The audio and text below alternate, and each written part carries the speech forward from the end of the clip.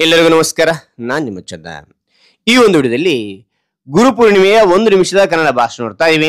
ಹಾರಿ ಒಂದು ಭಾಷಣ ಅಂತ ಇಷ್ಟವಾದ್ರೆ ಒಂದು ಲೈಕ್, ಒಂದು ಲೈಕ್ ಅನೇಕ ವಿಡಿಯೋದಲ್ಲಿ ಪ್ರೋತ್ಸಾಹ ತುಂಬ ಸಿಗುತ್ತೆ. ಇನ್ನೊಬ್ರು ವಿಷಯ ನಿಮ್ಮ ಚಾನಲ್ ಸಾಧ್ಯ ಅಂತ ಅನೇಕ ವಿಡಿಯೋ ಚಾನಲ್ ಸಬ್ಸ್ಕ್ರೈಬ್ ಆಗಿ ಹರಿ ಒಂದು ಗುರುಪೂರ್ಣಿಮೆ ಭಾಷಣ ನೋಡ್ತಾ ಹೋಗೋಣ ಬನ್ನಿ. ಈ ಸಭೆಯಲ್ಲಿರುವ ಎಲ್ಲರಿಗೂ ನಮಸ್ಕಾರ. ಪ್ರಥಮವಾಗಿ ಎಲ್ಲರಿಗೂ ಗುರುಪೂರ್ಣಿಮೆಯ ಶುಭಾಶಯಗಳು. ಇಂದು ನಾವು ಗುರುಪೂರ್ಣಿಮೆಯನ್ನು ಸಂಭ್ರಮದಿಂದ ಆಚರಿಸುತ್ತಿದ್ದೇವೆ. ಗುರುಪೂರ್ಣಿಮೆ ಎಂದರೆ ಗುರುಗಳಿಗೆ ಕೃತಜ್ಞತೆ ಸಲ್ಲಿಸುವ, ಅವರ ತ್ಯಾಗ ಮಾರ್ಗದರ್ಶನವನ್ನು ಸ್ಮರಿಸುವ ದಿನ. ಗುರುಗಳು ನಮ್ಮ ಜೀವನದ ಬೆಳಕು. ಅವರು ಜ್ಞಾನದ ದೀಪವನ್ನು ಬೆಳಗಿಸಿ ನಮ್ಮನ್ನು ಅಜ್ಞಾನದ ಕತ್ತಲೆಯಿಂದ ಬಿಡುಗಡೆಗೊಳಿಸುತ್ತಾರೆ.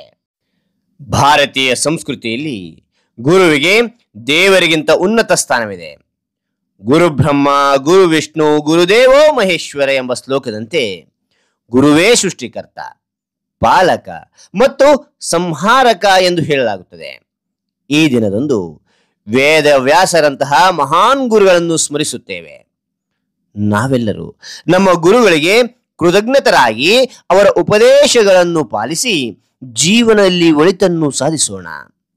ಗುರು ಪೂರ್ಣಿಮೆ ಈ ಪವಿತ್ರ ದಿನದಂದು ಗುರುಗಳಿಗೆ ನಮನ ಸಲ್ಲಿಸೋಣ ಎಂದು ತಿಳಿಸುತ್ತಾ ಮಾತನಾಡಲು ಅವಕಾಶ ಕಲ್ಪಿಸಿದ ಎಲ್ಲರಿಗೂ ನಮಸ್ಕಾರ, ಧನ್ಯವಾದಗಳು.